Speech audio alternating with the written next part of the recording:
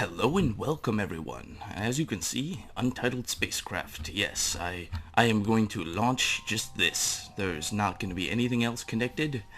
Yes, no. So I've been getting a lot of requests on how am I getting all this stuff into space and basically, what am I using and what kind of rocket? I mean, you guys have seen the rocket that I've launched already a couple times.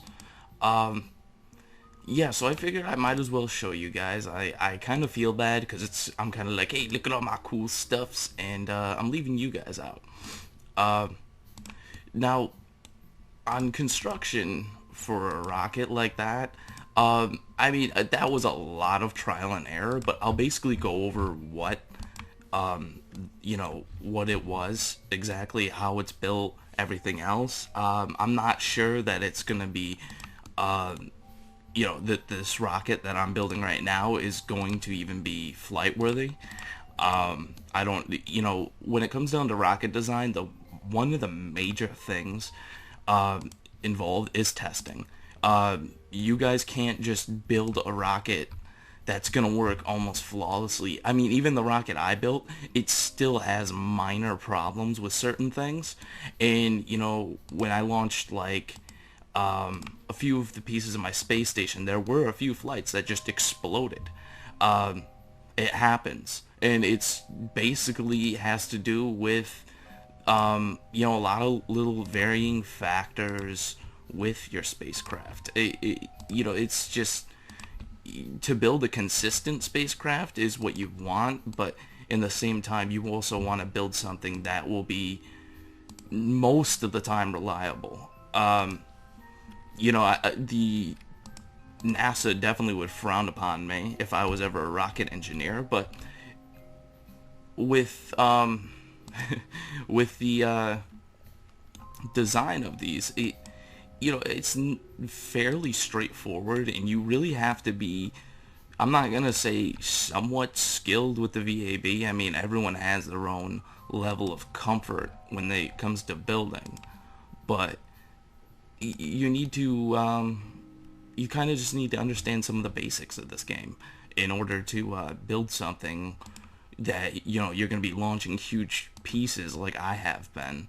I know that I could probably come up with a better design that's more efficient on fuel and basically create something that probably would be 10 times better in a sense. And there's always that one person out there that will turn up their nose the minute they see a design like this, and they're like, oh, that's so inefficient, that's so blah blah blah.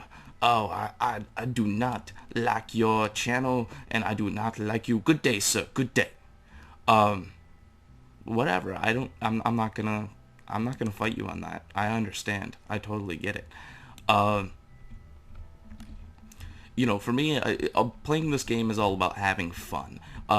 There's guys out there that use MechJeb, and they, build these incredibly intricate super rockets that, you could basically launch anything, and it has like a 99.99% chance of it doing everything that they want it to.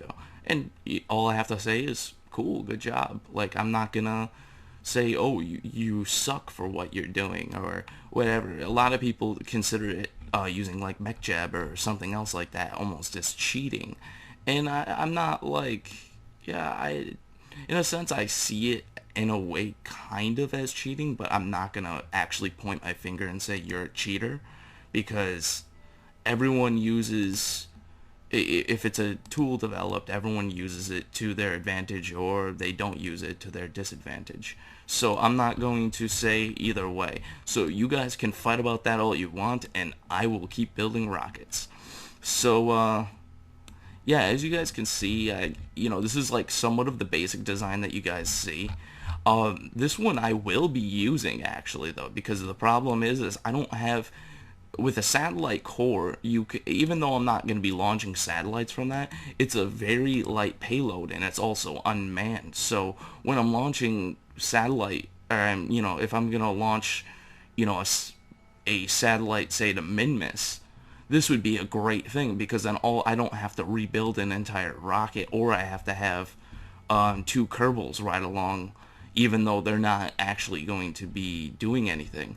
And that also brings up, see, some of you people don't care, but the problem is when you look at a satellite core and you look at the total mass on that, it's, less than 1 ton.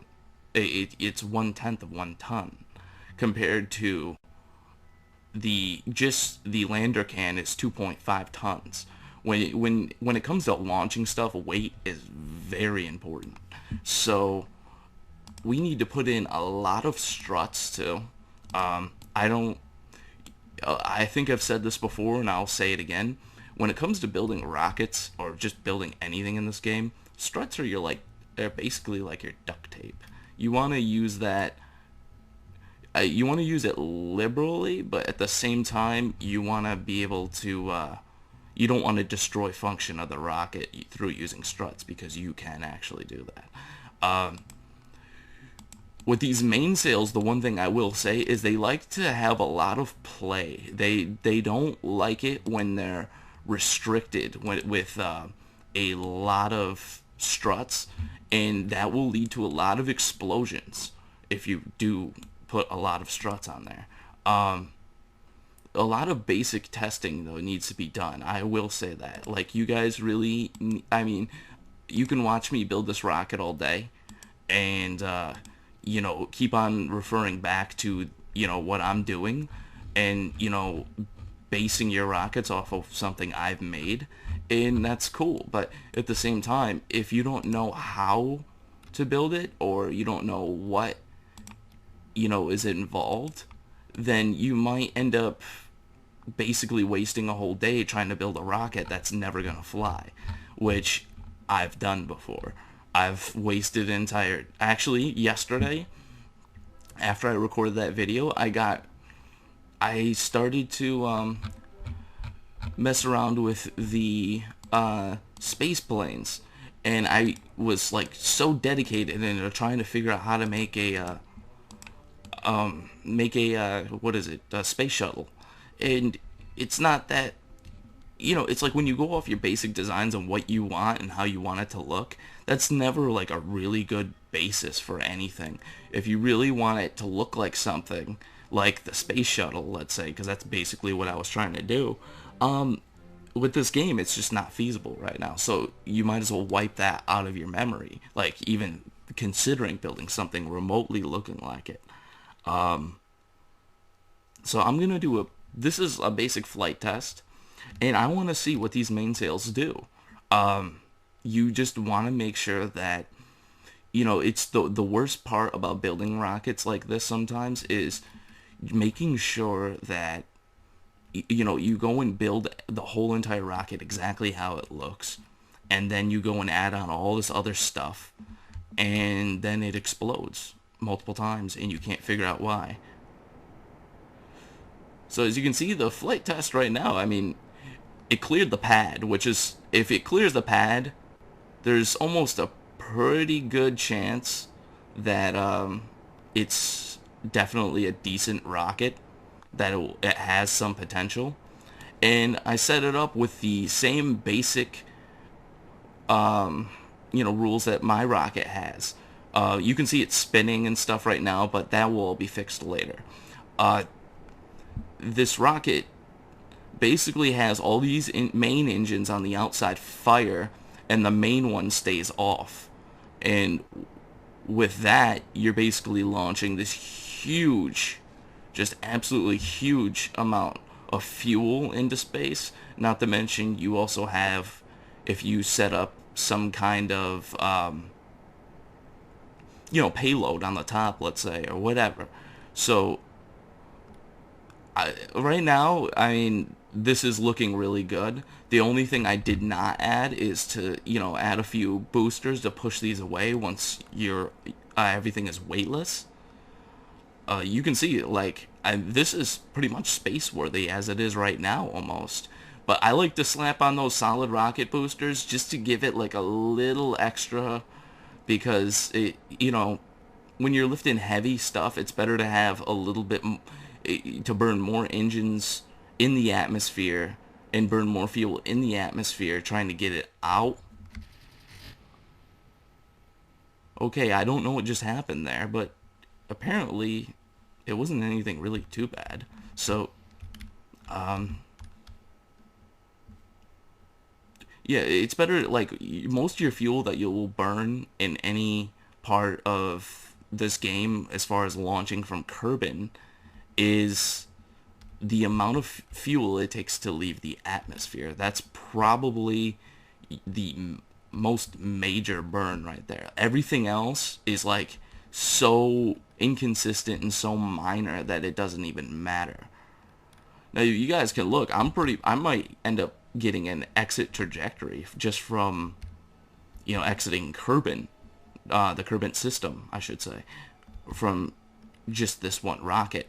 And that one of the major reasons is because of the payload that we have on top. Technically, as this rocket stands, the payload is just this. It's just from this stage to here. That's all it's trying to lift. And that thing is, yeah, that's pretty big right there. And yeah, that's what she said. Uh, uh, the it's like one of the major things. One thing I also noticed about this game that's kind of weird is you can see the moons of other planets depending on like their distance or something, I guess. I don't really know what it is, but you can see the moon of Eve, I think this is. Yeah, as you can, like, wow. And just remember, guys, that this is just this one mainsail. Oh, I'm sorry. This is just this one huge mainsail part. And then detach. And then we have this one. And it's freaking out right now. I don't really care too much. My main reasoning is just because, it's...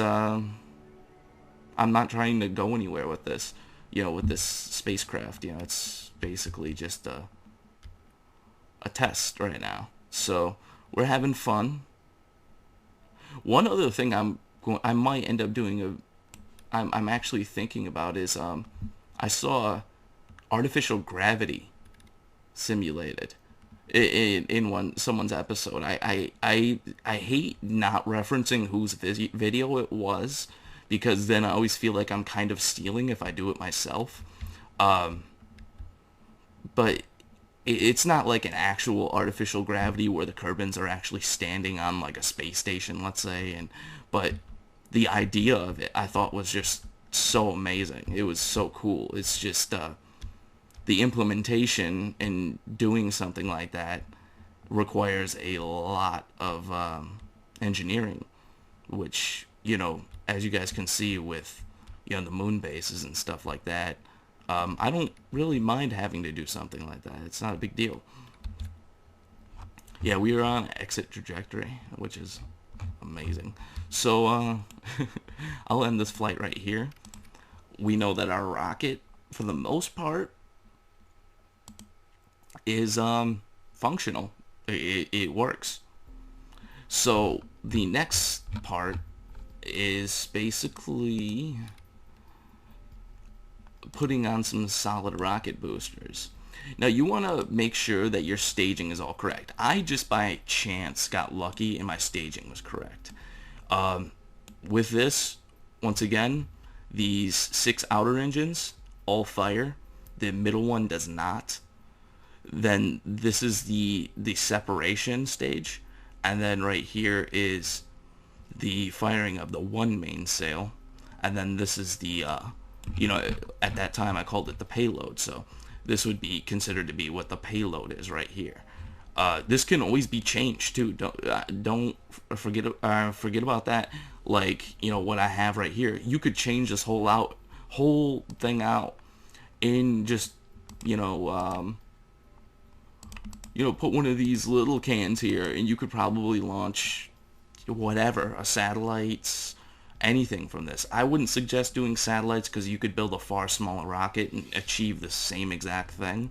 So let's get these solid rocket boosters on. I don't want to run this episode for like 25 minutes. So once again, I mean, it's the symmetry on this rocket is pretty good for the most part. I have not really had any insane problems as far as trying to keep this thing straight, or those are gonna collide. So I haven't had any problems trying to keep this thing like straight, or it veering off in one direction or another. The only real problem I have had is that once you detach all these stages, or I mean all these 6 rockets, is once you're like somewhat in like a suborbital trajectory, which is like, basically clearing the atmosphere, but you don't have an orbit yet.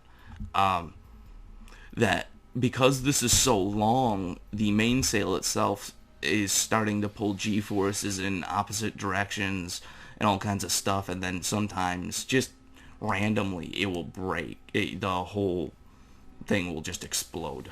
The mainsail engine and all the fuel tanks and everything. You basically just gotta scrub that flight. It's done and over with.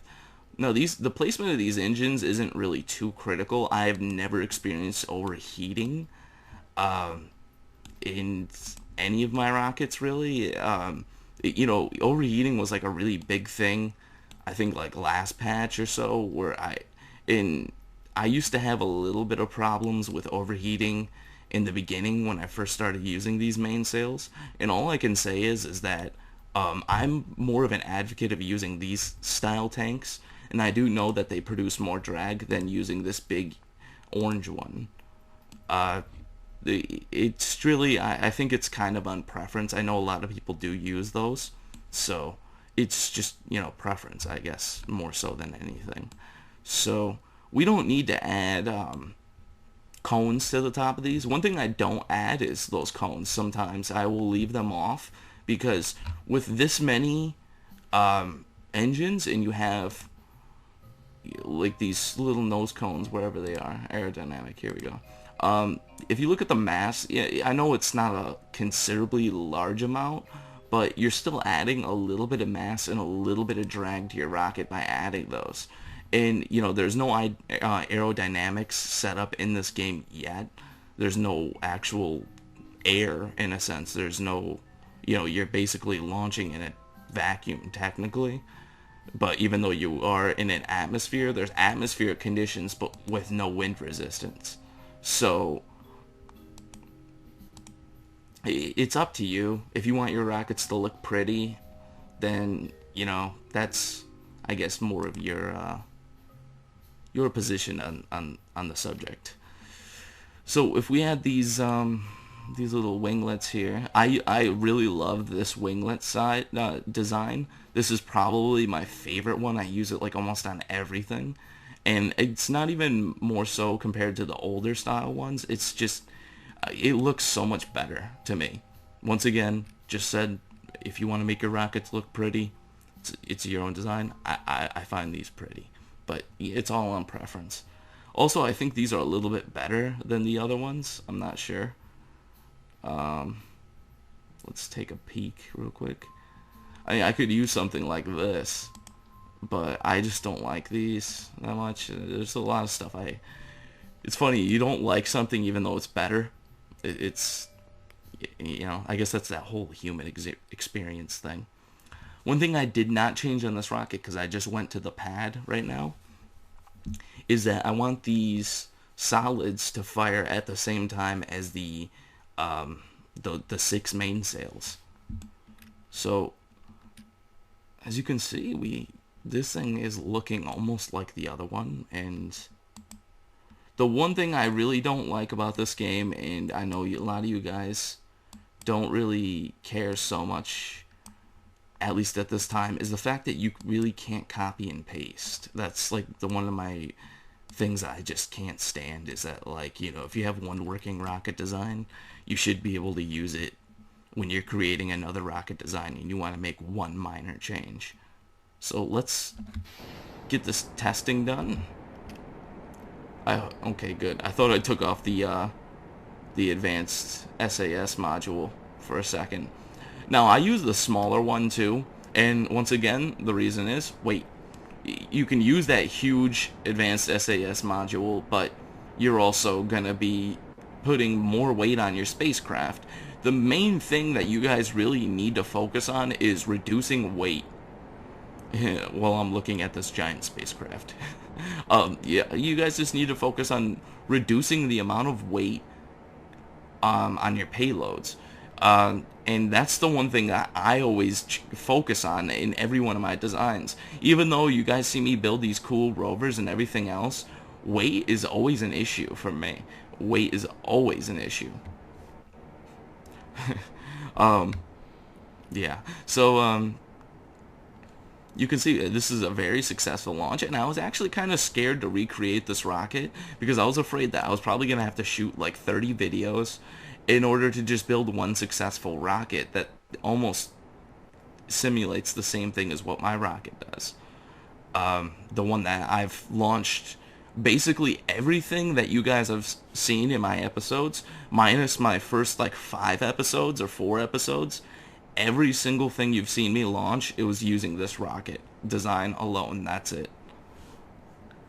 Now, I want to see this right now because this is one of the things that always has kind of been an issue for me, but I've never really worked it out that well to make it work for me. And I wonder what that explosion's coming from. I think it's one of the leftover stages, or I mean these decouplers, the radial decouplers, but not sure. One of my major things that I always have a problem with is separation, and putting in those like separation stages is I never really figure out the best way to put one of those on. It's always like a hit or a miss for me every single time, which I'm probably not going to show doing any of that because it's just you know, it's very painful for me to watch my rockets blow up over and over and over and over and over again. And I don't want to keep you guys here to like for, you know, half hour or 45 minutes or something. And yeah, I mean, this rocket design right here, I mean, it's been amazing for me. I don't know about you guys, but it's just been really great for me. It's, you know, like I said, it's launched just basically everything that you guys have watched every one of my episodes. If you guys have watched every one of my episodes, every one of those designs, every one of those launches basically stems from this one rocket and how good it's been. Now, I don't even need all this fuel and all this stuff. A lot of designs, you guys can change it, do whatever you want, and you can make something amazing from just something so simple. One thing I will say is off this last mainsail stage is that it does not, it really depends. One thing I will say is the size of your payload. It really depends, but this one mainsail stage will get you all the way into orbit for the most part. If not, if you have to use this stage, it really doesn't, this one doesn't really use a lot of fuel. I know some of you guys aren't really too experienced on like engine consumption, and I'm not overly I'm not very knowledgeable on that subject either, in a sense. Like, I still don't really use nuclear engines and stuff like that, but you know, you guys can see, you know, it only burns, you know, 6 or 7, or you know, it only burns 5 fuel for the liquid fuel. And, you know, you got 1,400, so you got a lot of fuel to burn off of just one engine. So, I'm going to end this flight. And, on that note, I'll also leave you guys, and I will have another episode up soon. I'm not really sure what I'm going to be doing. The one thing I'm looking at is making a reusable lander to land on Minmus, and to be a part of the space station as well. So, anyways, guys, thank you for watching, and if you have any other questions, I would be more than happy to help you out with certain things, and I'll see you next time.